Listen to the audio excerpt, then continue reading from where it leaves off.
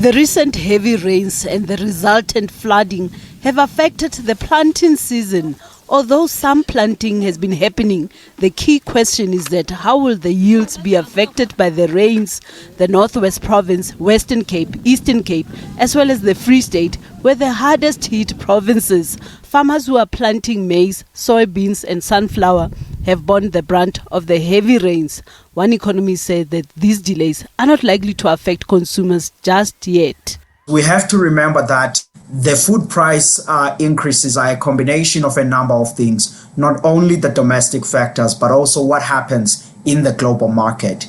Take, for example, in 2020 and 2021, South Africa had one of the best agricultural seasons, but we still saw food price inflation creeping up. And one of the key drivers on that were grain prices, vegetable oil prices, underpinned by the global price increase, global grain price increases. And in the global market, the challenge was the poor crop in South America.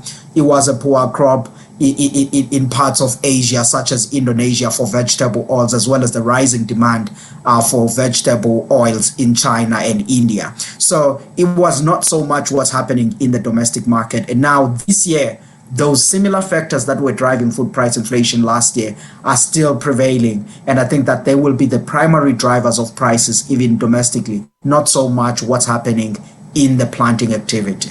Farmers in the areas most affected have been experiencing financial losses. They were also planting during a time when the input costs were also rising and fertilizer prices were 50% higher compared to the previous year.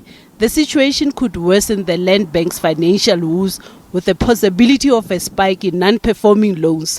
The embattled state-owned agricultural lender is currently running at a loss.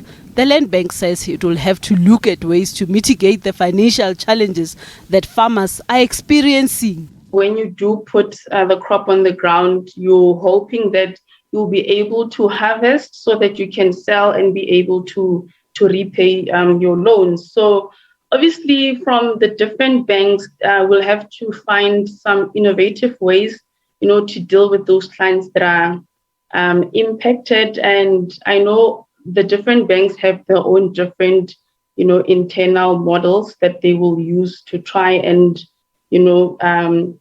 and mitigate this, because that's just the nature of the farming industry, unfortunately. It comes with risks.